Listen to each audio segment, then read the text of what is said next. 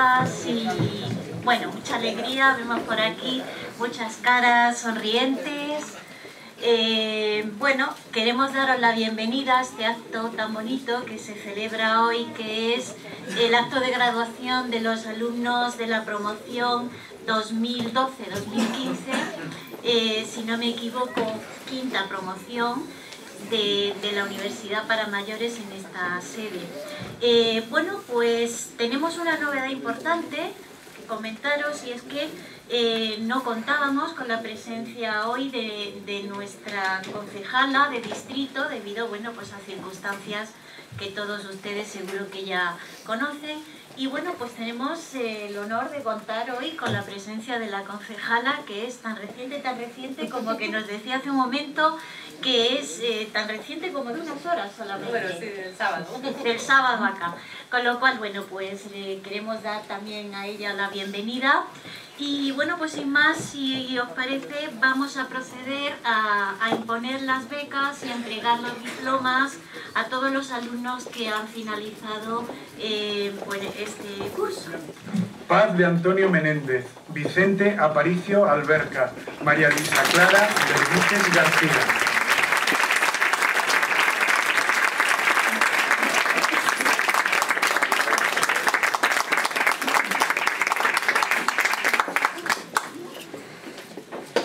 Dolores Botella de la Torre, María Ángeles Calvo San Pedro, Alberto Francisco Carbajo Josa.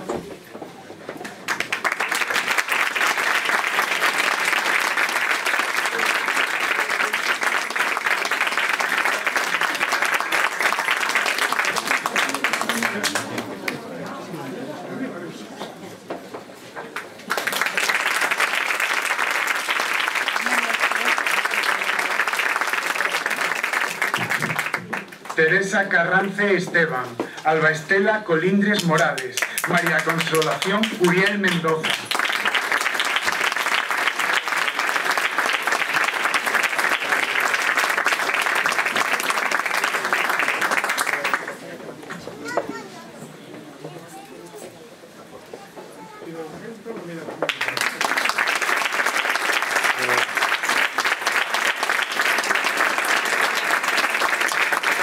Antonio Fernández Carvajal, Concepción Gracia Ruiz, Gloria Guerrero Gonzalo.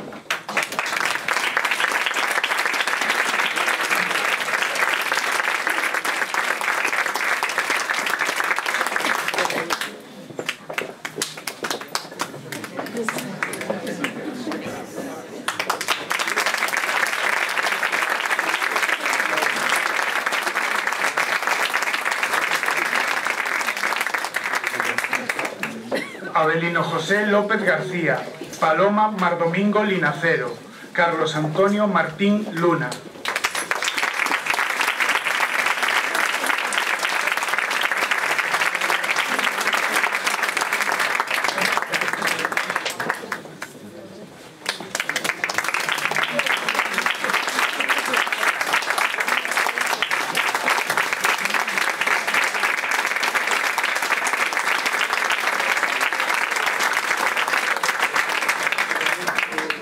Marta Miguel Béjar, Pedro Moreno Rodríguez, Ana Ortiz Crespo.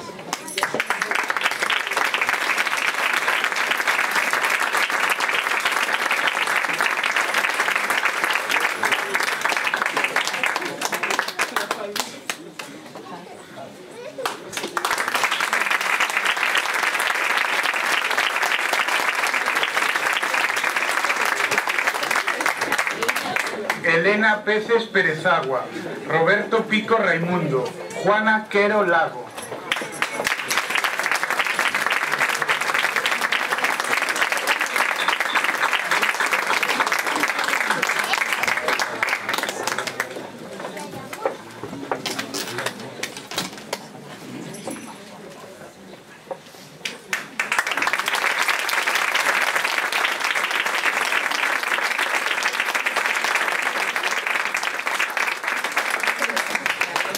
María Paz Ruiz Ruiz, Ana María Rodríguez de Mora del Álamo, María Isabel Sánchez Machi.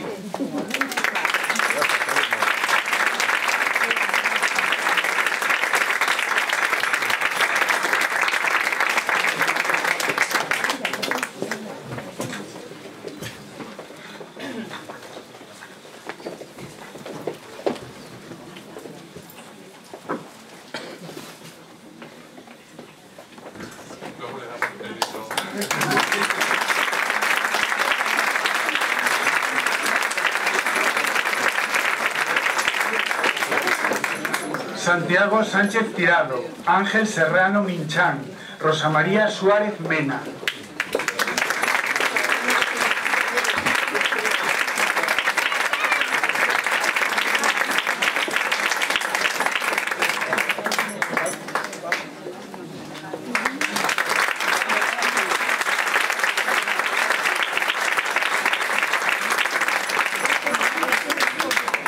Inmaculada Torrijos Morales, Carlos Ureña García, Raúl Vicente Fernández.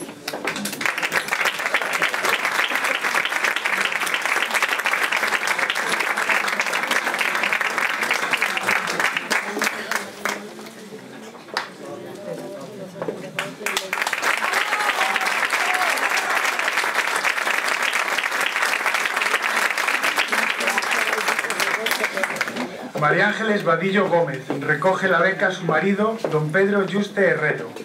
Pedro Bravo García.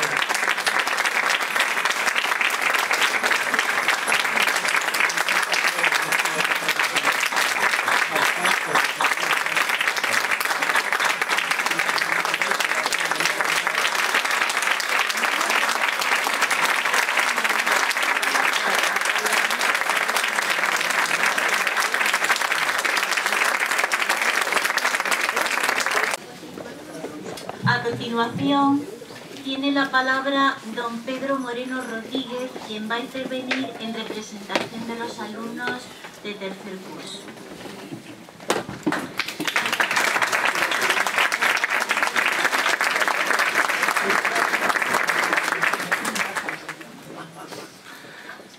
Señora concejala presidente del distrito de San Blas Canillejas, señora decana de la Facultad de Óptica y Optometría, director académico de la Universidad para los Mayores, profesor José Manuel López Alonso, profesores, compañeros, amigos y familiares.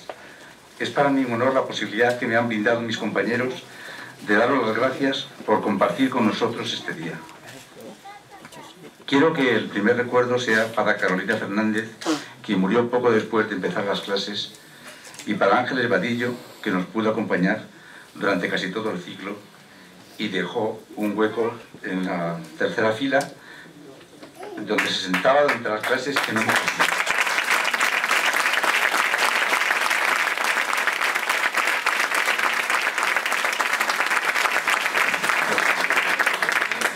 Y también un recuerdo a 7 compañeros que por problemas de salud, familiares o de otro tipo no están hoy con nosotros. Hace 3 años nos reuníamos aquí para comenzar los estudios de la Universidad para los Mayores.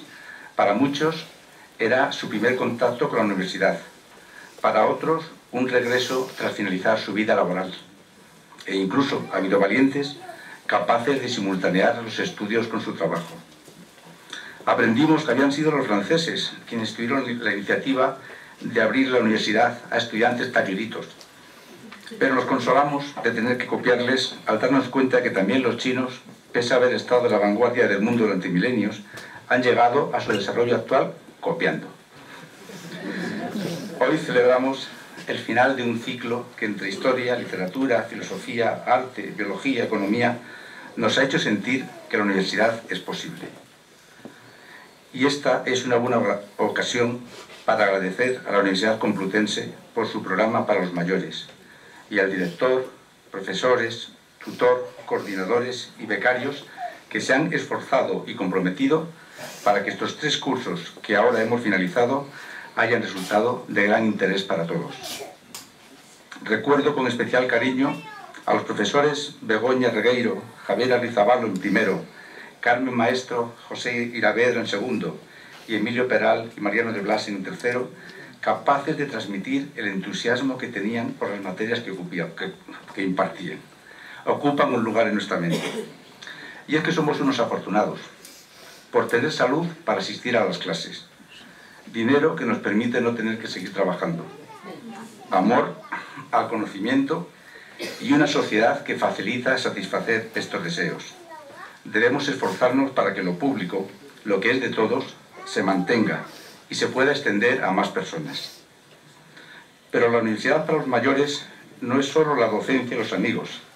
Hemos tenido visitas a museos, exposiciones, viajes, las actividades y cursos de intergeneracional con estudiantes de los nuevecitos, más los eventos generales de la Complutense de los que teníamos cumplida información, los que organizaba la Asociación de Alumnos Adamuk, y varios hemos tenido la oportunidad de participar en un proyecto europeo para compartir memorias de nuestras vidas y colaborado grabando un episodio en Cuentavidas, episodios que están al alcance de todos en Internet.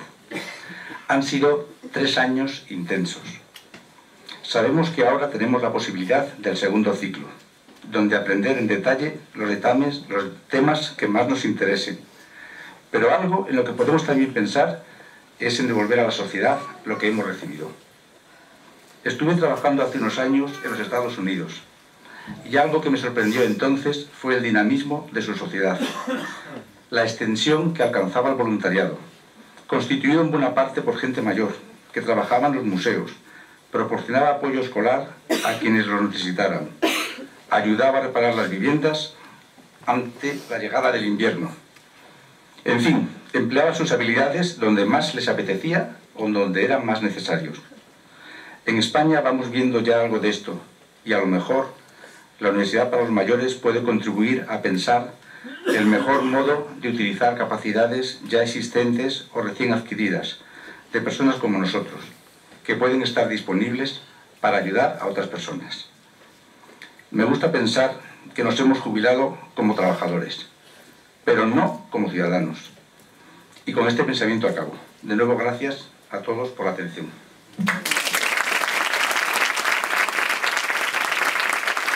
A continuación va a intervenir el profesor de esta facultad, don José Manuel López Alonso, que va a impartir una conferencia, seguro que magnífica, que se titula La luz que no se ve. Bueno, pues buenas tardes a todos. Bueno, espero ser también breve, lo que pasa es que tengo facilidad para enrollarme, entonces bueno, hay gente que ya me conoce, que me vayan haciendo así y vamos cortando. Bueno, pues como bien ha dicho Isabel, este año se celebra el Año Internacional de la Luz, con una serie de eventos en diversas facultades, organismos científicos que relatan un poco cuál es la importancia que la luz tiene en nuestras vidas. Bien, cuando me dijeron que diera una pequeña conferencia, una pequeña charla para este acto de graduación, cosa que desde aquí agradezco profundamente, pues a la hora de pensar en qué poder hablar, pues como habéis dicho, ¿sabes? Estamos en la Facultad de Ópticas, en Internacional de la Luz, pues tocaba hablar de la luz. Pero es verdad que hablar de la luz en el Año Internacional de la Luz está muy visto, ¿vale? Valga la redundancia. Así que vamos a intentar hablar de la luz que no se ve, ¿vale? Primero vamos a intentar ver qué es esto de la luz que no se ve. Bueno, la temática de la luz está muy relacionada con todo lo que tiene que ver pues, con el conocimiento, con la sed de saber, porque es una metáfora que ha servido a los pensadores a lo largo de los siglos para dar a entender precisamente eso, ese proceso de iluminación que consiste el conocimiento, llegar a saber algo. Y quizás uno de los ejemplos más emblemáticos de estas posturas pues es lo que inicia casi el pensamiento, es el mito de la caverna de Platón, en el cual él relata cómo llegar a saber es lo mismo, o más o menos se puede entender como salir de una caverna donde nuestros sentidos están viendo siempre sombras de lo que es la realidad, y de alguna manera el conocimiento es algo que nos libera de esas cadenas, nos permite salir al exterior y ver la luz de las cosas tal como son, lo cual a veces es un procedimiento incluso traumático, ¿no? De ver, y mucha gente pues decide, tras ver un poco la verdad, volver a la caverna, ¿no? Bueno, eso es un tema más o menos relacionado con la luz. A lo largo después de toda la historia no se entendió demasiado bien cuál era la verdadera naturaleza de la luz, y quizás una de las primeras aportaciones de tipo científico es precisamente el experimento de Newton, cuya escultura emblemática tenéis ahí también en el patio de la facultad. Y Newton básicamente lo que trajo al estudio de la luz fue la idea de que algo tan relacionado con nuestra psique, todos podemos ver la luz, todos podemos ver los colores, tiene que ver también con algo, entre comillas, físico, algo que puede medirse, algo que puede ser relacionado con un número. Y su experimento, que era un experimento sumamente fácil, el hacer pasar un haz de luz blanca a través de un prisma, descomponerlo en colores, le hizo ver que cuanto mayor era el ángulo de desviación de la luz respecto a la entrada, respecto a la salida, eso estaba relacionado con una luz más azul o con una luz más roja. Es decir, que lo que veíamos nosotros como una cualidad mental, pues puede ser algo que se puede medir y que se puede objetivar y que de esa manera es objeto de estudio. Bien, a pesar de ese primer intento, la verdadera naturaleza de la luz no se descubrió hasta bastante más tarde. El principal pensador, o de los dos principales pensadores, tenemos aquí el primero, a Faraday.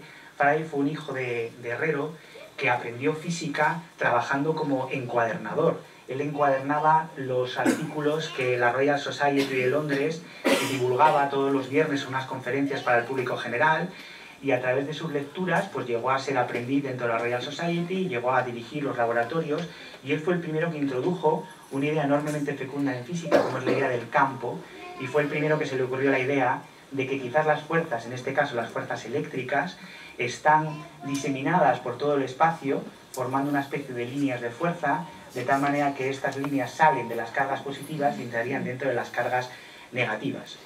¿Cómo podríamos ver las fuerzas? Bueno, pues las fuerzas podrían ser vistas como una ondulación de esta especie de cuerdas o de líneas que están por todo el espacio, y de esta manera las cosas podrían propagarse de un lado a otro como si fueran olas, por ejemplo, en el mar. Esa idea de las líneas de fuerza, que aquí tenéis la representación para diversas distribuciones de carga, se pueden ver físicamente incluso con un imán. Es algo que se hace en muchísimos laboratorios, o que habéis hecho incluso en el instituto o en muchos sitios, que es coger un imán y tirar de encima limaduras de hierro. Esas limaduras de hierro se alinean según esas líneas, con lo cual esas líneas realmente sí que están ahí y se distribuyen por todo el espacio. Un poquito más tarde fue Maxwell el que matematizó estas ideas y realizó las ideas físicamente de Faraday. Cuando tengo una carga positiva y una carga negativa y las muevo, las hago oscilar, estas cuerdas tienden a moverse y se propagan de un lado a otro esa ondulación como si fueran unas olas. Esas olas son las ondas electromagnéticas, y esas ondas electromagnéticas es lo que nosotros conocemos como luz. Cuando Maxwell calculó a qué velocidad deberían de moverse, su sorpresa fue que esa velocidad coincidía exactamente con la velocidad de la luz. Y un poquito más tarde en Alemania, Heinrich Hertz fue el primero que, mediante la oscilación de cargas eléctricas, produjo ondas electromagnéticas con una longitud de onda, que es la distancia que hay entre estas crestas, que sería lo equivalente hoy a las ondas de radio. Fue el primero que produjo ondas de radio. Las ondas de la luz visible son simplemente ondas electromagnéticas cuya longitud de onda es extremadamente pequeña, del orden de los nanómetros. Un nanómetro, para que os hagáis una idea, es 10 elevado a menos 9 metros. ¿De acuerdo? Es una cosa extremadamente pequeña. Una cosa que se puede derivar de esto es que estas radiaciones electromagnéticas tienen que ver sobre todo con la energía. Para que esta longitud de onda sea muy pequeña, esto tiene que oscilar muy rápidamente. Cuanto más lentamente oscile, estas longitudes van a ser más grandes. Con lo cual la luz visible, que tiene una longitud de onda muy pequeña, tiene que estar producida por vibraciones eléctricas muy rápidas, mientras que las ondas de radio, que tienen distancias incluso de metros o de kilómetros, pues se pueden producir con oscilaciones más lentas y por tanto requieren menos energía. Es un poquito la idea para traspasar. Bien, eso nos da entonces un amplio espectro que se conoce como el espectro electromagnético, en el cual la radiación de ondas en el visible estarían en esta zona de aquí, son los colores que nosotros podemos ver, pero existe toda una amplia gama de luces cuyas longitudes de onda son mucho mayores que las del visible, es decir, luz menos energética que la del visible, y otras longitudes de onda que tienen todavía una longitud de onda más corta que la del visible, es decir, una luz que tiene todavía muchísima más energía, y nosotros solo podemos ver un trocito de ese espectro electromagnético. Bueno, aquí tenéis los nombres o la nomenclatura que se suele dar a esas diversas zonas. La zona del visible es el visible, todo lo que está con menor energía tiene una zona que sería el infrarrojo, luego serían las ondas de radio, y la luz mucho más energética que el visible, que está producida por cosas que se mueven muchísimo más rápido, es ultravioleta y básicamente los rayos X o los rayos gamma. Y los rayos X, pues todos nos hemos hecho una radiografía de toda la vida y vemos pues lo que consiste. Por eso son tan peligrosos, porque tienen mucho más energía que lo que sería el visible. Con lo cual, la luz y su longitud de onda, cuando llegan diversos tipos de longitudes de onda, nos traen información sobre cuál es el proceso que la está generando. Cuanto más energética sea la luz, eso quiere decir que está producida por cosas que están vibrando mucho más rápidamente. Y podemos ver, viendo la velocidad de la luz, cuánto tiene que ser esa vibración. De esa manera se puede saber que la luz visible tiene que estar provocada por cosas que están vibrando en el interior de los átomos, porque es lo que tiene una vibración acorde con la velocidad que estamos calculando.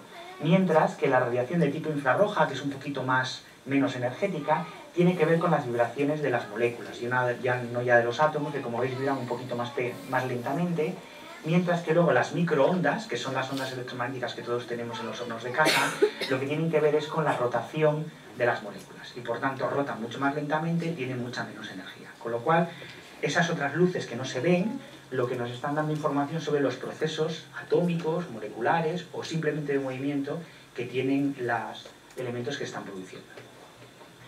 El nexo con la característica psicológica tiene que ver con la manera en que los diversos seres vivos, las diversas entidades biológicas o incluso aparatos artificiales ven esas longitudes diferentes. Aquí tenéis un esquema en donde hemos representado el ojo humano. Aquí tendría un insecto, que fundamentalmente es la abeja, y aquí tendríamos también los pájaros. Y está representado fundamentalmente los colibríes, luego veremos por qué. Bien, los humanos no vemos todas esas longitudes de onda, sino que en nuestros ojos tenemos unos pigmentos que son capaces de detectar 3 zonas fundamentales del visible. Aquellas que tienen 424 nanómetros de longitud de onda, que tiene que ver con un azul, y luego 530 y 560, que como veis tiene la parte del verde, y 560 sería como la parte del rojo. Aquí estaría la parte del infrarrojo y aquí estaría la parte del ultravioleta. Nosotros somos incapaces de ver esas longitudes de onda, mientras que, por ejemplo, las abejas son incapaces de ver tantos rojos como vemos nosotros, pero sí que pueden ver luz ultravioleta del orden de 340 nanómetros. Lo mismo que muchas aves, que como veis tienen más receptores que incluso los humanos. Aquí tenéis otro, más o menos el mismo esquema, con la inclusión, por ejemplo, de cánidos. Aquí tenéis, por ejemplo, un perrito de Alaska, magamute, que tienen precisamente en estas 2 zonas, en las zonas de rojos y en las zonas incluso del ultravioleta. Bien, ¿cómo hacemos para ver entonces todos los diferentes colores? Esos receptores que todos tenemos adosados en la retina y que procesan automáticamente la información, mandan la señal al cerebro, y el cerebro registra cuánta cantidad de luz azul, cuánta cantidad de luz verde y cuánta cantidad de luz roja está entrando procedente de una determinada cosa. Las diferentes posibles combinaciones de estos 3 canales nos permiten ver millones, literalmente, de colores. Hay otros animales que no tienen ese procesamiento cerebral y, sin embargo, pueden ver más de 3 colores. ¿Cómo lo hacen? Bueno, aquí tenéis representado el animal que nosotros conozcamos más colores diferentes tiene implementados en su retina, en su hardware, en su ojo. Es este animalito de aquí, que se denomina como gamba mantis. Es una especie de gamba pequeñita que existe en los territorios del Pacífico, sobre todo de California, y como veis no solamente tiene 3 sensores de colores, sino que tiene 14, casi desde el infrarrojo hasta el rojo. ¿Qué es lo que le diferencia de nosotros? ¿Por qué no ve más colores? Bueno, pues porque no tiene un cerebro como el nuestro, porque en otros casos no le cabría ahí, ¿eh? Tendría una gamba con un cabezón inmenso. Con lo cual, en lugar de procesar, como no puede ver todos esos colores diferentes, no puede hacer combinaciones de diferentes canales, lo que tiene que tener los canales de per se. Con lo cual, mientras que nosotros con solo 3 canales y nuestro cerebro podemos ver en torno a 1 millón de colores, ella con sus 14 canales solo puede ver 14 colores. O es ese o no puede recibir otro. Con lo cual, los colores que nosotros podemos percibir tienen que ver con 2 cosas, fundamentalmente. Con los canales que tenemos en la retina y con el procesamiento que realizamos después en el cerebro. Bien, eso nos da idea de que los animales, si tienen diferentes canales y tienen un procesamiento de la luz de diferente manera, es porque ven cosas diferentes de las que vemos nosotros. Y uno de los animales más estudiados ha sido fundamentalmente las abejas. Las abejas han sido estudiadas desde muy temprano, porque desde muy temprano los apicultores notaron que a pesar de que se sembraran campos con flores que podrían aparecernos muy apetitosas, pues las abejas siempre tenían determinadas predilecciones por determinadas flores, y a veces no eran las que de alguna manera nosotros podíamos ver como las más apetitosas. ¿Qué es la característica fundamental que ven las abejas que no vemos nosotros? Pues fundamentalmente, como veis, esta zona de aquí. Las abejas, como muchos insectos, son capaces de ver cierta parte del ultravioleta. El ultravioleta existe de manera natural porque está producido también por la luz del sol. De hecho, tenemos que ponernos cremas para protegernos de esa luz ultravioleta. Con lo cual, las flores, en principio, podríamos pensar que reflejan parte de esa luz y que los insectos ven esa luz ultravioleta que nosotros no podemos ver. Y efectivamente eso es lo que ocurre. Aquí tenéis una flor fotografiada en el visible, es decir, más o menos como nosotros la veríamos, y aquí fotografiada quitándole todos los canales excepto el canal ultravioleta. Es decir, eso dice lo que una abeja estaría viendo de la flor que no vemos nosotros. Entonces, como veis, fundamentalmente las flores tienen una mayor absorción ultravioleta en esta zona de aquí, que es precisamente donde están los estambres y el polen. Se cree que las flores se han evolucionado de esta manera para indicar a las abejas y a los insectos polinizadores dónde, de alguna manera, los indicadores dónde están, ¿no? Con una especie de contraste alto, dónde está el polen y a dónde tienen que ir. Con lo cual eso nos da una idea de que cuando se murieron los dinosaurios atravesados por ese enorme meteorito y salimos nosotros, algo que tampoco se conoce demasiado es que las plantas que existían en esa misma época no tenían flores, las flores evolucionaron después. Bueno, pues las flores en principio evolucionan no para que nosotros las veamos, no están hechas de alguna manera para nosotros, sino que ellas lo que buscan es que les vean los insectos. De alguna manera la pinta que tienen las flores realmente o la que quieren tener es esta y no como la vemos nosotros. Y tienen variaciones muy curiosas. Por ejemplo, aquí tenéis una margarita, mientras que esa margarita, como la ve una abeja, es precisamente esta pinta que tiene. Aquí estaría en falso color y aquí sería como la veríamos. Como veis, lo que indica claramente es, cuidadito, aquí estoy yo y tengo néctar. ¿De acuerdo? Cuando no tengo néctar, toda esta parte de aquí no se vería, con lo cual la abeja sabe perfectamente hacia dónde tiene que ir. ¿Lo veis? Y a nosotros nos parece que la margarita está genial y la abeja pues puede decir, bueno, pues vaya cutrez, si la otra está mucho más apetitosa. ¿De acuerdo? Otro de los elementos muy importantes, por ejemplo, son los girasoles, ¿no? Todos hemos visto esos cuadros maravillosos de Van Gogh que le llaman la atención los colores de los girasoles. Bueno, pues una abeja te diría, no tenéis ni idea de cómo es un girasol, ¿no? Un girasol realmente tiene esta pinta. Y como veis, los pétalos de fuera, que no reflejan la radiación ultravioleta, lo que están es señalizando aquí una especie de contraste y lo que te dice es cuáles están plenamente para ser polinizados. Qué flores están bien y cuáles están marchitas, ya están polinizadas y entonces se le quitaría ese contraste y la abeja ya no iría a esa zona de ahí. Y así podemos ver pues multitud de ejemplos, ¿no? Aquí se ve muy claramente, aquí también. Y aquí, por ejemplo, que es un ejemplo también muy estudiado, es las orquídeas. Las orquídeas son unas de las flores que han evolucionado más tardíamente. Y cuando uno mira el ultravioleta para intentar ver cómo, de alguna manera, los insectos las ven, así es como las veríamos, por ejemplo, nosotros, pero esto es como los ven ellos. Y como veis, lo que asemeja a una orquídea es aproximadamente la misma forma de un insecto. Es decir, que la orquídea no solamente le da polen a la abeja o a otros insectos, sino que incluso se pone coquetona, ¿vale? O sea, intenta engañar al insecto. Como decir, mira, te doy polen, y encima vente para acá que vamos a tener lío. ¿De acuerdo? Con lo cual, bueno, pues las flores están mostrando cosas que de alguna manera se nos pasan por delante, ¿vale? Nosotros veríamos esto y diríamos, pues qué bonito, pero el insecto dice, qué bueno está, ¿de acuerdo? O qué bueno está, de alguna manera. Bien, pero ¿qué efecto tiene esto sobre nosotros? Esta luz, por ejemplo, ultravioleta, que es tan útil para los insectos, ¿tiene alguna utilidad para nosotros? Bueno, pues sí que tiene utilidad. Aquí tenéis, por ejemplo, lo mismo, la flor invisible, y luego la pinta que tendría en ultravioleta. Y aquí tendríais, por ejemplo, una piel a la que se ha realizado una serie, bueno, se ha realizado, tenido una serie de heridas. Y aquí tendríais la piel, como se vería en el visible, aquí sería transmitirle una luz ultravioleta, y aquí tendríamos una luz infrarroja. Es decir, que la interacción o el reflejo que producen los tejidos biológicos también dan información sobre qué sustratos están por debajo y qué tipo de cosas pueden ser ahí como diferentes. Uno de los elementos más estudiados es precisamente qué ocurre con la radiación ultravioleta. La radiación ultravioleta, que como vimos antes se refleja en las plantas y que ayuda a los insectos para la polinización, es tremendamente perjudicial para nosotros, para cualquier elemento biológico. ¿Por qué? Porque como hemos visto antes, tiene una longitud de onda más corta que el visible, es mucho más energética, con lo cual literalmente son como pequeñas balas que nos golpean, penetran en nuestra piel y pueden dañar el ADN y pueden dañar las células. De estas dos ultravioletas hay dos, el UVA y el UVB, que se diferencian prácticamente en el nivel de penetración. Algunos son más peligrosos que pueden tener otros.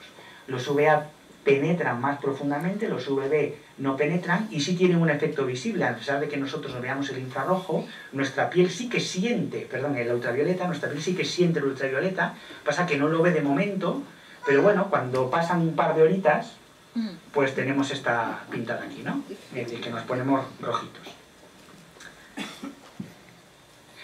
Bien, esta es la imagen de una chica en el visible y esta es la imagen que veríamos de la piel cuando tiene el ultravioleta. Vamos a tener aquí un pequeño vídeo, a ver si nos sale. Bueno, vamos a dejarlo que no sale por aquí. Y como vemos, el ultravioleta está reflejando Y lo que el tratamiento que le han realizado a esta chica es ponerle encima una crema protectora solar. Esa crema protectora solar lo que hace es absorber el ultravioleta, por eso se ve mucho más morenita, por eso está como negra, pero como veis, prácticamente tiene todo uniforme. Es decir, el ultravioleta está siendo absorbida por la crema, se queda ahí, no veríamos nada. ¿Qué es lo que veríamos si no le echáramos eso de ahí? Bueno, pues aquí tenéis una señora con el visible y aquí tendríamos lo que se ve con la luz ultravioleta. Pasada una determinada edad, si la hacemos con un niño, pues veríamos que la piel está prácticamente uniforme, pero a lo largo de la vida, por el daño que se produce solar, hay zonas donde la radiación ultravioleta penetra mucho más profundamente que en otras y va produciendo este daño que tenéis aquí. Aquí tenéis, por ejemplo, otra señora que, como veis, lo tiene casi peor. Y aquí tenéis lo mismo, un chico al que se le ha echado en media cara un protector solar y en la otra no tiene nada. Como veis, toda esta parte está como si tuviera brea, como si estuviera negro, lo que hace es que le está protegiendo y, como veis, está uniforme, está absorbiendo la radiación ultravioleta de manera uniforme, mientras que en el otro lado sí que tiene un pequeño daño pigmentario, y aquí tenéis pues un señor también en ultravioleta, ¿no? Con lo cual, este verano, yo te doy cremita, tú me das cremita, ¿vale? Es muy importante. A pesar de que no lo veamos, nuestra piel sí que lo siente, ese tipo de radiación. ¿Qué ocurre hacia el otro lado? ¿Qué ocurre con las luces que no tienen más energía que la del visible, sino que tienen menos energía que la del visible? Bueno, en general ese tipo de luces se denominan como de radiofrecuencia y sobre todo infrarrojos, lo que está más allá del rojo, que tampoco es visible por el ojo humano. Fue Max Planck el primero que estudió verdaderamente fuertemente cuál es la distribución de ese tipo de luces, y lo que se descubrió es que la longitud de onda máxima a la que está emitiendo un cuerpo por el hecho de estar a una determinada temperatura sigue esta ley, que se denomina la ley de Bain, que es una ley constante. Eso quiere decir que un cuerpo, al estar caliente, quiere decir que sus moléculas están siendo agitadas. Al estar siendo agitadas, como vimos antes, sale radiación de todas las longitudes de onda, pero siempre va a salir como máximamente de una. Eso quiere decir que a medida que aumenta la temperatura, la longitud de onda también se va haciendo más corta, se va desplazando hacia el azul. Mientras que si la temperatura es baja, la emisión fundamentalmente se produce en el rojo. Eso es por lo que cuando calentáis al fuego una barra de hierro, por ejemplo, al principio no se ve nada, luego se ve roja y más tarde va hacia el azul. Es por lo mismo que, por ejemplo, cuando tenemos la caldera en casa, nos dicen que vigilemos que la llama no sea roja. Si la llama es roja, quiere decir que la temperatura a la que se está calentando no es la adecuada, es una temperatura baja, con lo cual posiblemente se está produciendo algún gas como el anhídrido carbónico, que es venenoso. La llama tiene que estar azul para que el gas esté verdaderamente ardiendo a una temperatura alta. ¿De acuerdo? Es un poco la idea.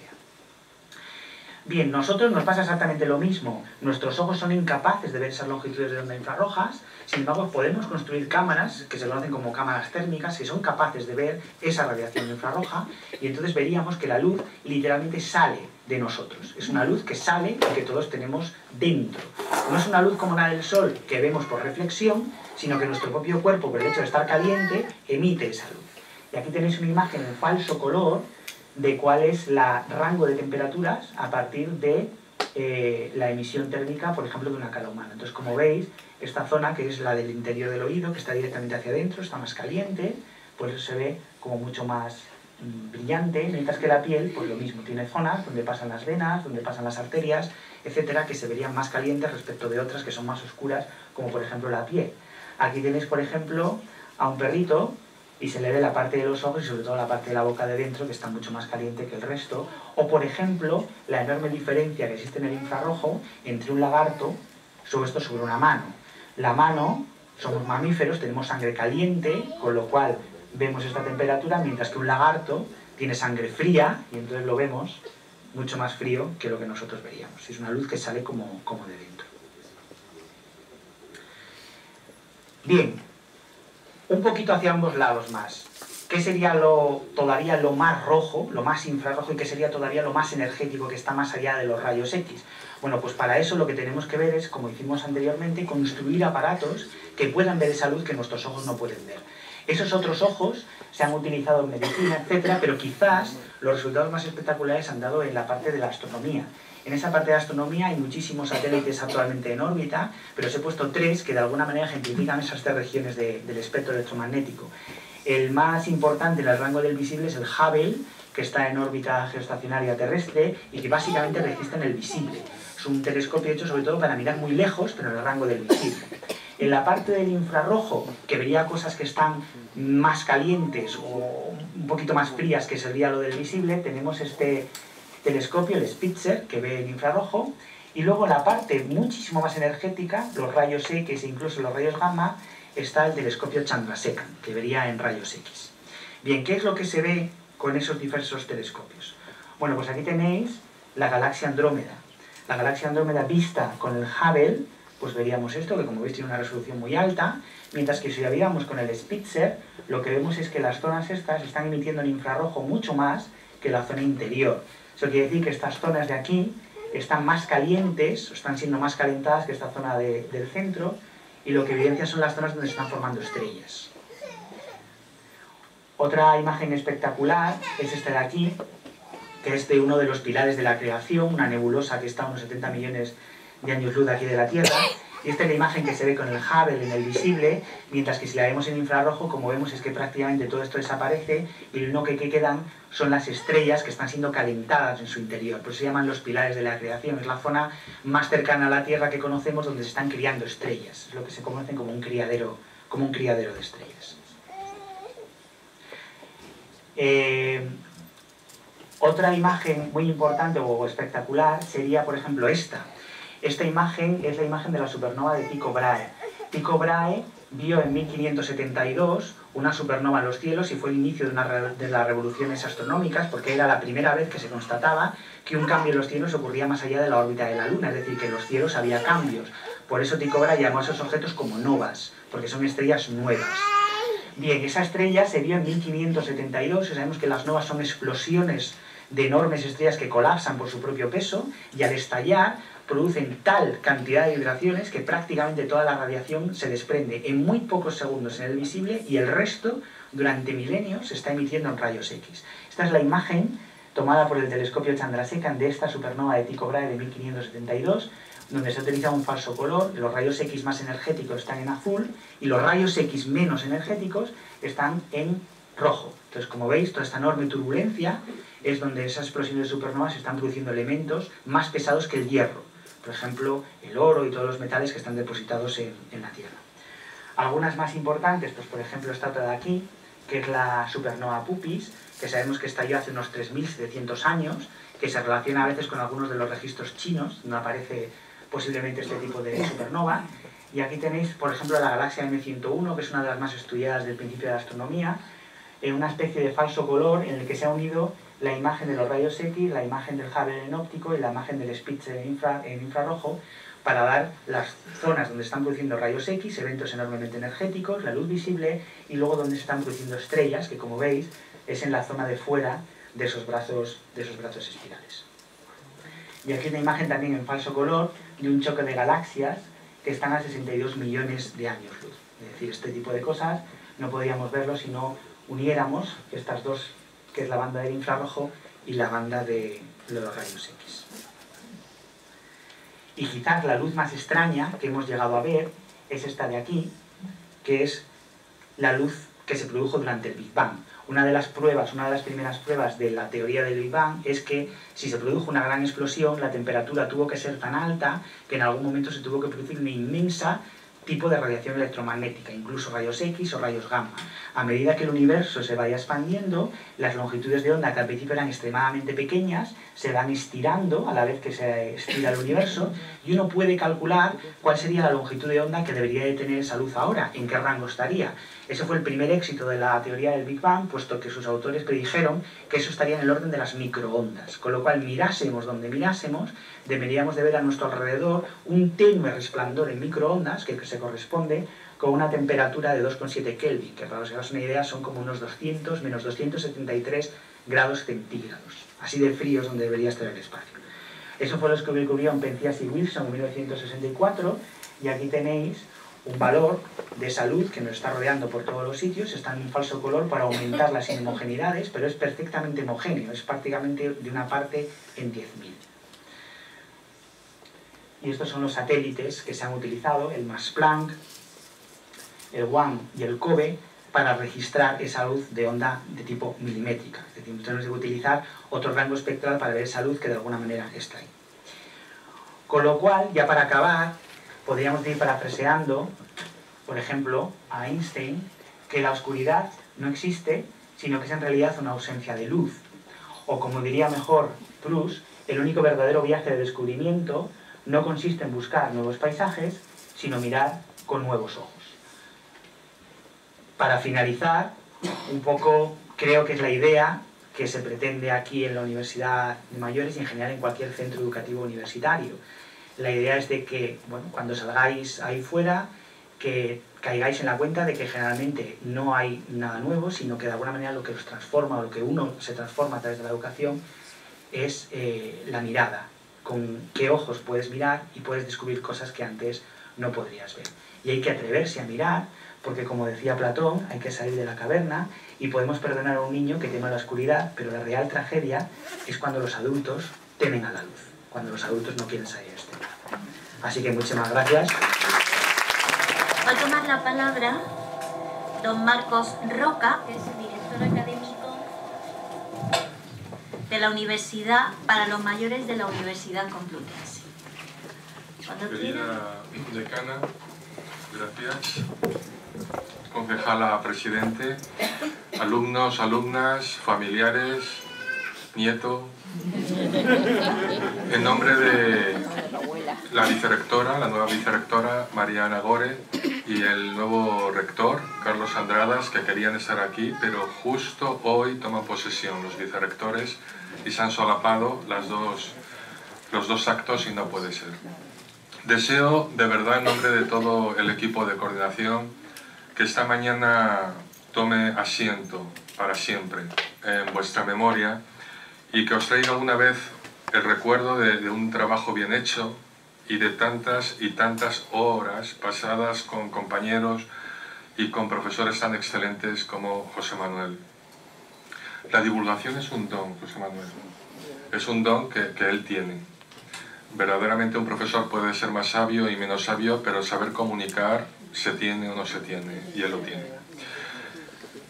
Nos sentimos de verdad que muy emocionados y sobre todo tranquilos por primera vez, tranquilos y esperanzados. Y nos sentimos así porque cada vez este programa está siendo más apoyado y se va comprendiendo poco a poco mejor y poco a poco, para muchas personas que no lo entendían, va adquiriendo sentido. Quien tiene un buen porqué, como nosotros, siempre puede soportar, como estos años pasados, cualquier cómo. No han sido años nada fáciles. Nos ha servido simplemente para hacernos más fuertes. Las dificultades las hemos convertido en retos. Los tropezones, por no decir empujones, en pequeños avances o en grandes avances. Los muros en peldaños. Y desde luego nos ha pasado como las cometas con el viento. Mientras más han soplado en contra, más alto hemos subido. Yo creo que estamos de enhorabuena. El programa Universidad para los Mayores ha tomado asiento para siempre. Mis primeras palabras no deberían ser por eso más que de gratitud, porque es una empresa donde se han unido muchas voluntades y un deseo común de que todo llegara a buen puerto. Quiero de manera muy especial agradecer a nuestra decana María Isabel Sánchez, que es nuestra anfitriona, nuestra querida anfitriona, y que siempre tiene la mano tendida para todo lo que necesitamos. También a María José, que no sé dónde estás, María José Sanz, pero es la gerente del centro y que ha tenido una paciencia enorme, que se jubila, y la quería dar un abrazo en nombre de todos. Muchas gracias también, concejala, por compartir todo este acto y nos gustaría muchísimo que nos fueras conociendo más. Ya verás cómo también te vas a rendir ante lo que es la verdad. ¿Verdad? Bien, y sin duda alguna un homenaje en nombre de todos los profesores, y aquí está José Manuel, para los excelentes profesores y profesoras con los que cuenta esta universidad. Es un trabajo magnífico el que hacen, que muchas veces es más allá y sobrepasa los límites del aula. Gracias también a Damuk, a Rafaela, a todo el coro. La verdad que tenemos mucha suerte de que estéis con nosotros, compartimos incluso físicamente espacio en Moncloa, y si no llega a ser por vosotros, el Gaudeamus del final sería un desastre total. Así que, de verdad que muchas gracias. Y a vosotros, estudiantes, de verdad que enhorabuena por la beca que habéis recibido. Esa beca os rubrica como auténticos universitarios y os vincula para siempre a una comunidad de personas, de hombres y mujeres que han recibido como una seña de identidad ese proyecto de crecimiento personal que simboliza la beca. Pertenecer a la universidad no solo incide en lo que haces, sino que determina para siempre lo que eres, porque un auténtico universitaria nunca deja de serlo. El origen de la palabra beca es muy interesante, viene del italiano antiguo y se deriva del latín, que significaba liga, ligadura, o pertenencia, vinculación y unión. Porque fíjate que el hecho de ponerte la beca parece que te están haciendo un lazo, ¿verdad? Como una cadena ininterrumpida, pues eso, de hombres y mujeres que han hecho de los valores de la universidad, pues el norte de su vida. La universidad también tiene una capacidad transformadora y vosotros demostráis con la presencia en el aula que nunca es tarde para esa capacidad, ¿verdad? Este camino de transformación. El poeta Luis Cernuda decía que solo se aprende algo cuando nos cambia, aunque sea muy poco, pero que nos tiene que cambiar algo la vida. Y aquí, por eso estamos aquí, para seguir transformándonos y cambiando, descubriéndonos y construyendo las personas que nos gustaría llegar a ser. Por eso todavía somos jóvenes. Otro amigo de Luis Cernuda, que era Pedro Salinas, profesor de esta universidad, decía que ser joven es querer vivir lo no ocurrido aún. ¿Cuánto queda entonces? Por vivir y por aprender, porque el corazón no envejece. Tiene la edad de la emoción, tiene la edad de nuestras emociones y la vitalidad con que nos podemos apasionar. La universidad también nos proporciona, y eso es importante, una comprensión crítica del mundo. Nos hace por eso más libres y críticos, sobre todo en un momento como en el que nos está tocando vivir, y por eso os aseguro que por lo menos el equipo de coordinación tiene el compromiso de seguir trabajando para que todo esto continúe. Nuestra educación, la educación que recibimos, es un derecho que muchas personas olvidan. Se encuentra en el corazón del espacio europeo de educación superior. Se formula como aprendizaje a lo largo de toda la vida. Y es un derecho de todos los ciudadanos. Es un modelo educativo a lo largo de la vida. La universidad ha cambiado, va hacia otro modelo. Sois los pioneros de ese modelo. Por eso es una lucha todavía la que tenemos con personas que no acaban de entenderlo y no entender la verdad, que la universidad ha cambiado. Deberíamos haber superado también esa actitud un poco filantrópica, paternalista, es un programa de mayores. Pues para nada. Es un derecho, es una obligación de justicia, porque es una necesidad de las personas y las políticas sociales deben responder. Por eso creo que cualquier institución que fuera inteligente apoyaría este tipo de programas, sencillamente porque es la mejor inversión social posible, porque es una triple inversión. Por un lado, en salud, en calidad de vida, en prevención de la dependencia. Por muy poco dinero se ahorra muchísimo y hay estudios sobre eso. No te lo digo a ti. Es la verdad. Yo creo que las políticas sociales deben apuntar por la formación, sobre todo de adultos, para prevenir todo esto. Es una manera de ahorrar. Y no solamente por eso, sino como decía Pedro, vuestro delegado, porque es un auténtico potencial que aún está por aprovechar. Muchos adultos mayores están dispuestos cada vez más a revertir lo que están recibiendo en la universidad y lo que han recibido de la sociedad. Son un auténtico capital humano de experiencia, de compromiso, de participación, de sabiduría. Y es uno de los cauces, estamos intentando desde hace unos años abrir, pero es el voluntariado. Tenemos una ONG muy activa, que funciona muy bien. En una clausura el año pasado, que lo comenté, a la salida, el hijo de un compañero vuestro nos ofreció un local en Villaverde Alto. Ha sido una experiencia extraordinaria. Hemos tenido clases de apoyo extraescolar a chicos y chicas de bachillerato y de eso, español para inmigrantes, búsqueda activa de empleo, cuentacuentos, informática, inglés para adultos. El día 25 nos vamos a la Sierra de Madrid, una excursión, etcétera, etcétera. Y eso es solamente un ejemplo, ¿verdad?, del inmenso potencial que tenemos los mayores. Voy terminando ya. Me van a permitir que lea se lo he prometido a 2 o 3 estudiantes que conocen esta carta y quiero leerla. Es una carta emotiva de una alumna que le dio a vuestro tutor Rafael una carta y que quiero compartir con vosotros porque es una carta que ejemplifica muy bien el porqué y el para qué sirve todo esto. Querido director, es una compañera, Conchita, que ya no está. Ha dejado el programa el año pasado, desde el año pasado. Después de 5 años entre vosotros, tengo que decirle que por motivos de salud me será imposible matricularme de nuevo en un monográfico. Estos 5 años han sido muy importantes en mi vida, tanto que le puedo asegurar que estoy muy emocionada en este momento escribiendo la carta. Parece como si estuviera delante de mí a todos los profesores y todos los compañeros que han estado a mi lado a lo largo de todo este tiempo.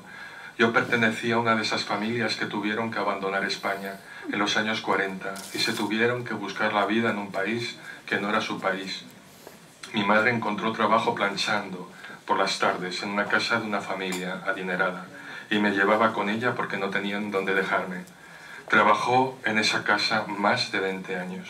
Recuerdo todavía la mesa con hule blanco donde me sentaba, pero sobre todo recuerdo mi asombro ante los hijos de esta familia que hacían deberes y estudiaban delante de mí. Mi familia todavía no podía permitirse el lujo de pagarme un colegio. Por eso, el deseo de mi madre era que yo estudiara y que aprendiera a leer y a escribir, porque ella nunca pudo hacerlo. Sí, era el sueño de mi madre, que yo estudiara y más aún que pudiera ir a la universidad, como irían más tarde las hijas de la señora donde trabajaba. Pero sabía que eso era algo imposible para una familia como nosotros. Años después empecé a trabajar al cuidado de una señora mayor que leía mucho.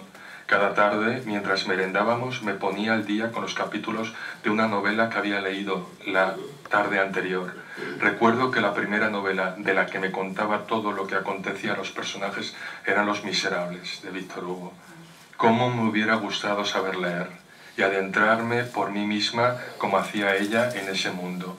Ya en España me casé y tuve 2 hijos. Mi vida se limitaba al cuidado de mi padre, mi marido y los niños. Fue mi propia hija, siendo adolescente, la que me enseñó a leer y escribir, y desde ese momento no he parado de hacerlo. Me pasaba el día con una bayeta en una mano y un libro en la otra, cuidando a los demás y empapándome de historias. Se reían de mí porque decían que un día empezaría a leer la guía de teléfonos. Pude sacarme el título de graduado escolar gracias a la asociación de vecinos del barrio. Luego, casi a escondidas por correspondencia con una amiga, comencé a estudiar el bachillerato, pero no pude terminarlo porque las matemáticas, sobre todo los quebrados, qué palabra más fea, me daban miedo, parecía que estaban rotos. Una vecina me dijo que su cuñada se había apuntado a la universidad para los mayores. Universidad para los mayores. A mí aquello me sonaba música y lo intenté. Intenté que me admitieran y lo conseguí. Mi marido y mis hijos me llegaron a decir que estaba loca, que a la vejez viruela, que qué ganas tenía a estas alturas de complicarme la vida. Pero por primera vez en mi vida no les hice caso. El primer día que entré en el aula me temblaban las piernas. Entre mis compañeros había hasta profesores de instituto. Seguro que yo sería la más torpe de todos. Pensé que verdaderamente quizá tenía razón mi familia y había cometido una locura. Pero rápido me di cuenta que no era así. La primera tarde Fue una tarde que nunca olvidaré. Cuando salí de la facultad para marcharme a mi casa, recordé la cara sonriente de mi madre. Sabía que allá donde estuviera, se sentiría muy orgullosa de su hija. Y fíjese, profesor, que han pasado ya 5 años. Por eso le envío esta carta con gratitud de que la Universidad Complutense me haya dado la oportunidad de realizar en mí lo que soñó mi madre. Y tengo que confesarle algo para que me quede ya del todo tranquila. El primer trabajo de historia de las matemáticas que entrega el profesor casi lo hizo por entero mi nieto. Ese es el profesor que les impartía historias de matemáticas. En este momento no sabía manejarme por internet, pero fíjese, ahora estoy escribiendo un correo electrónico. Por todo mi afecto, gracias por estos magníficos 5 años que me han hecho mejor persona. No me digan que no es una carta.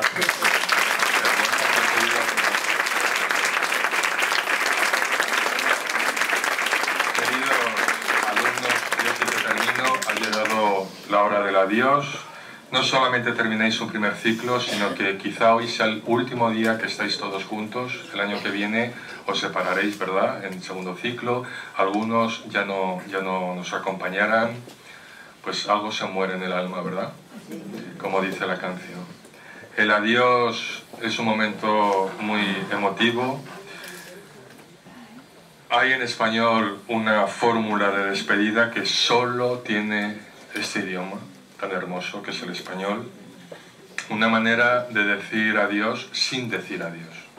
Una forma de decir adiós que casi se puede interpretar como no te vayas. O un te prometo que nos encontraremos. Una despedida que es la envidia de todas las despedidas del mundo. Hasta siempre. Hasta siempre.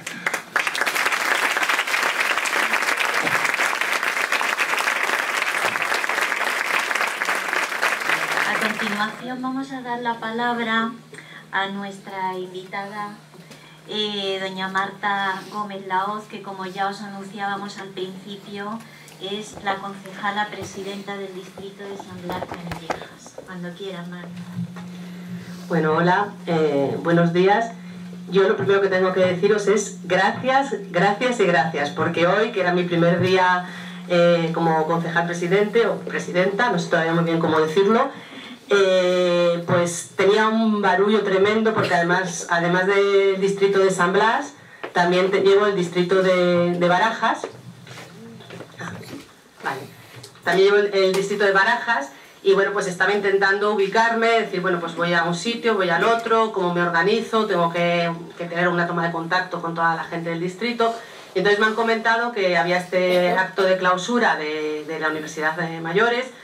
Yo no sabía que había este acto, pero no lo he dudado 2 veces. He dicho, pues mira, ya veré cómo me voy distribuyendo los tiempos, porque tengo muchísimo que hacer, pero quiero estar en ese acto de clausura. Y la verdad es que estoy pasando, bueno, una mañana estupenda.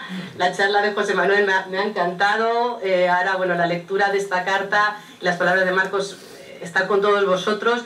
Además, yo creo que va a ser un recuerdo que voy a tener para siempre. O sea, ¿cómo fue mi primer día como concejal presidenta del distrito? Pues con vosotros, y está siendo impresionante.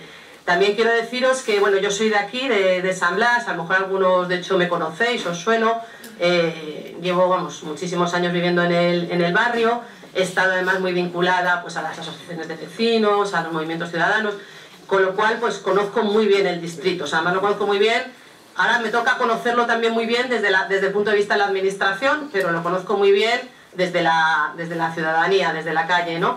Yo estoy muy orgullosa de nuestro distrito y de nuestros barrios, y particularmente estoy muy orgullosa, yo creo que todos lo estamos, de esta escuela de óptica y de que sea una de las sedes de la Universidad de Mayores. Es una cosa que yo creo que todos los que vivimos en el distrito pues valoramos muchísimo. Yo no me voy a alargar más, porque bueno, además es que como tampoco tenía previsto venir a este acto, pues no me he preparado, bueno, yo tampoco soy de grandes discursos, pero en cualquier caso no me he preparado un gran discurso. Solamente quiero deciros que estoy orgullosísima de vosotros. Pienso que bueno, ya Marcos lo ha dicho todo, ¿no? Pero vamos, que el tener una nueva oportunidad en la vida para estudiar, para aprender, es increíble, y que sobre todo que vosotros tengáis el entusiasmo, la ilusión, el ánimo para aprovecharla, porque ya sabemos, todos sabemos, pues que no siempre las personas mayores o algo mayores que nosotros pues tienen ese ánimo, ese espíritu de decir, pues si existe esta universidad voy a apuntarme, voy a hacerlo. Desde luego creo que sois un ejemplo a seguir por todo, porque desde luego el aprendizaje siempre es algo esencial. Es precioso también en el final de la presentación de José Manuel, ¿no? Como esa frase de Platón. Y luego también porque creo que efectivamente, como también ha dicho Marcos, pues es que es mucho más todavía que aprender, ¿no? Es no quedarnos en casa, es no dejarnos vencer pues por esos dolores que a veces tenemos, que no sé qué, o que el médico nos ha dicho que no sé cuántos, o que me siento muy solo, o que mis hijos no sé cuántos. O sea, que a veces con la edad todos se nos van convirtiendo en quejas, y tal, y en cambio es que vuestra actitud es exactamente la contraria, es decir, yo no me quedo en mi casa, yo voy a aprender lo que siempre he querido aprender, y a lo mejor pues bueno, pues no he tenido tiempo, no he tenido la oportunidad, voy a conocer a gente que como yo también tiene este ánimo, porque muchas veces pues eso se retroalimenta. Entonces bueno, yo desde luego os considero un ejemplo, estoy orgullosísima de que estéis en lo que podría decir que es más todavía mi distrito, siempre lo ha sido, pero bueno. Y desde luego, por supuesto que cualquier cosa que desde la concejalía pueda hacer para apoyar estos proyectos, pues dando por descontado. Toma nota.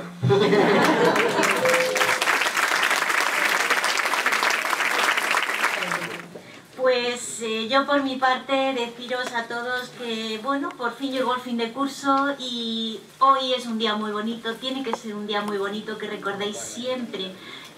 Supongo que como en todo, pues hay una parte agridulce, una parte donde estáis todos muy contentos por haber llegado al final de este proceso que iniciasteis con tanta ilusión. Ya tenéis vuestra graduación, tenéis vuestro diploma, habéis completado algo que empezasteis, eso es siempre una satisfacción.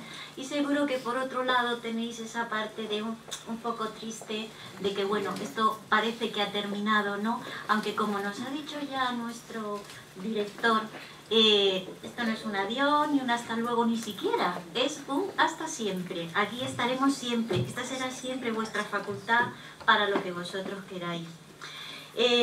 Yo quiero también felicitaros, como nos ha dicho Marta, porque tomasteis una iniciativa maravillosa, que es la de volver a la universidad, los que ya habíais pasado por ella, y los de aquellos que en su momento por algún motivo no pudisteis, pues haberlo hecho posteriormente.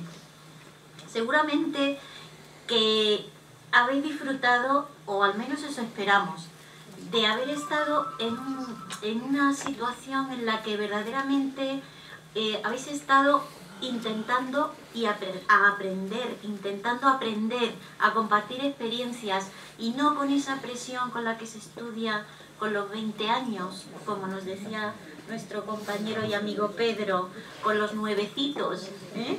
Entonces se estudia de otra manera, indudablemente, ¿no? Todos lo hemos visto, que cuando teníamos que estar, hay que aprobar, el examen está al día, estamos todos con una tensión y una sensación diferente a cómo se aprende cuando luego realmente uno lo que quiere es estar aquí para aprender, para compartir experiencias con el resto de compañeros. Así que eso creo que es una faceta muy bonita que supongo que habréis disfrutado bastante.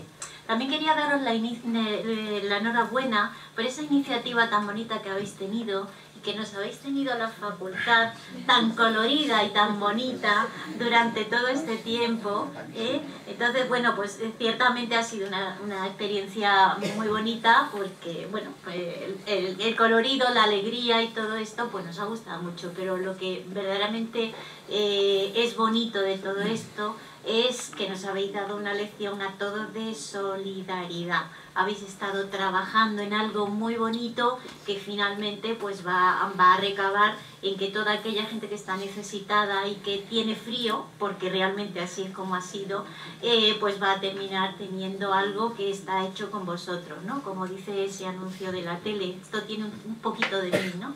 y bueno, pues eso es una experiencia que la verdad para nosotros ha sido muy bonita. Yo solamente quiero felicitaros una vez más por todo lo que habéis hecho y bueno, deciros, como ya os he dicho antes, que esta sigue siendo vuestra facultad y que hasta siempre.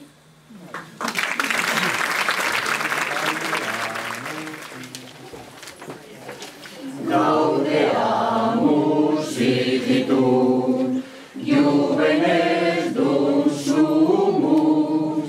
Gaudeamus igitur, juvenes dum sumus. Os nucundam juventutem, os molestam senectutem, nos habebitus.